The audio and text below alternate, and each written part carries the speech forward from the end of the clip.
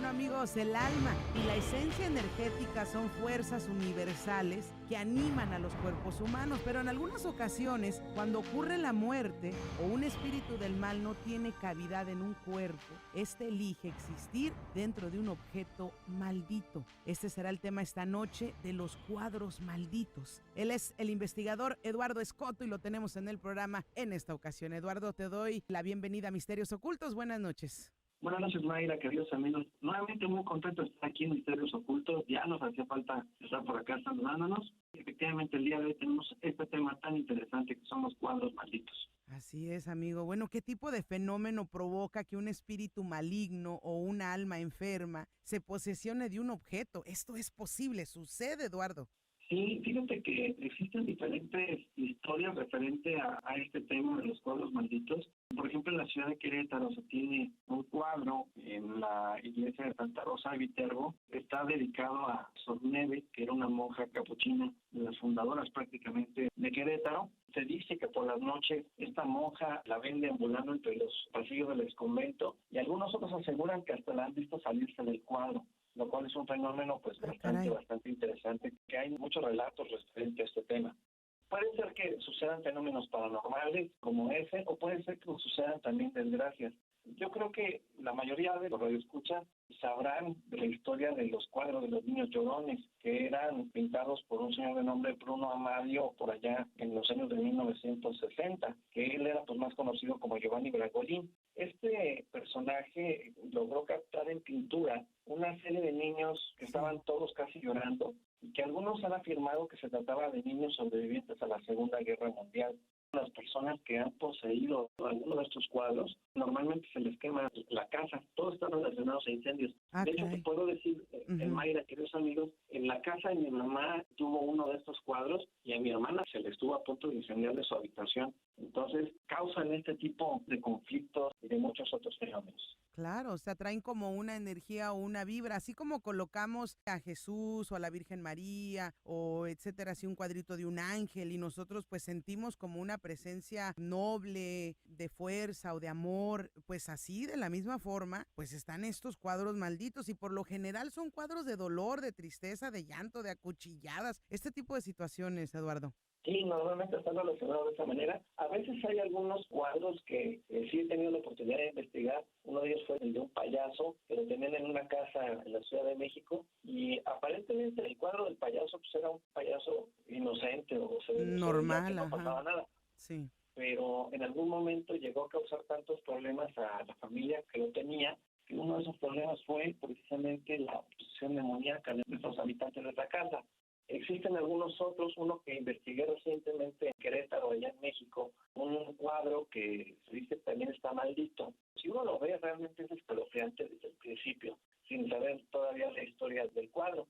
Pero ya conociendo cuál es el antecedente que tiene esta pintura, realmente se convierte todavía más escalofriante. Resulta ser que una persona que se dedicaba a la compra y venta de antigüedades, tenía un pasado en la Ciudad de México, recibe en alguna ocasión este cuadro.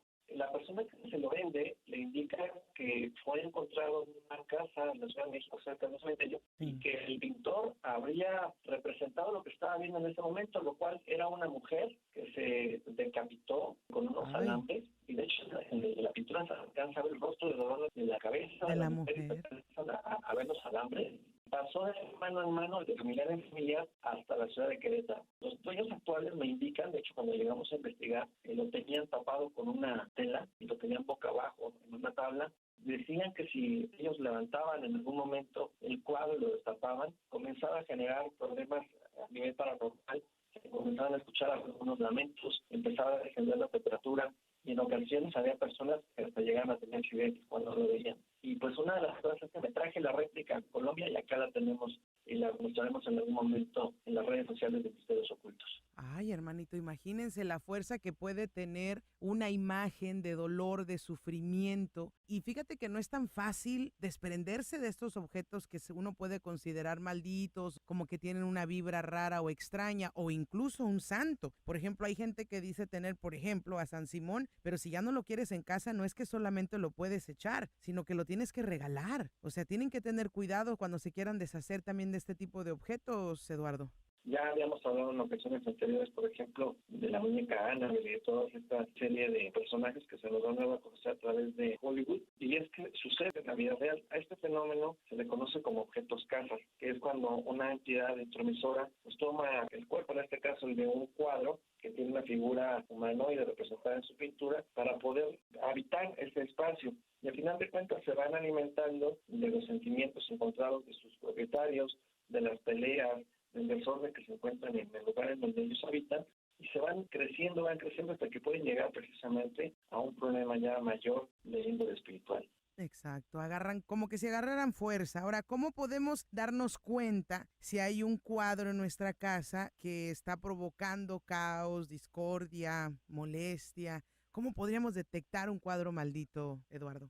Bueno, lo primero que tenemos que tener en cuenta es el origen del cuadro. En ocasiones, pues, nuestros familiares o amigos tienden a coleccionar cuadros, son de origen antiguo, o lo compraron en alguna tienda de antigüedades. Por ahí hay que empezar. Lo siguiente, pues sería tratar de percibir, todos tenemos la capacidad de la percepción, acercar nuestra mano a uno de estos cuadros y percibir si hay algún cambio de temperatura. Normalmente se puede sentir un frío bastante fuerte, bastante interesante, y esto nos daría a conocer pues que hay un vórtice energético abierto y que los campos electromagnéticos están ocasionando este tipo de cambios de temperatura. Creo que eso sería lo primero. Lo siguiente pues sería buscar a un especialista en el manejo de energía que pudiera ayudar a los propietarios pues a hacer una armonización o una limpieza o una protección a ese tipo de artefactos para evitar así pues un problema de índole espiritual mayor. Efectivamente. Amigos, cuidado. Es bien padre llegar a las tiendas de antigüedad y llevarse objetos, pero siempre hay que tener en mente que han pasado de mano en mano, llevan una historia, pueden tener algo impregnado en ellos. Entonces, no hay problema comprar, pero sí bendecir, limpiar o de una u otra forma ritualizar estos objetos que son ajenos y que a veces no sabemos exactamente desde dónde vienen.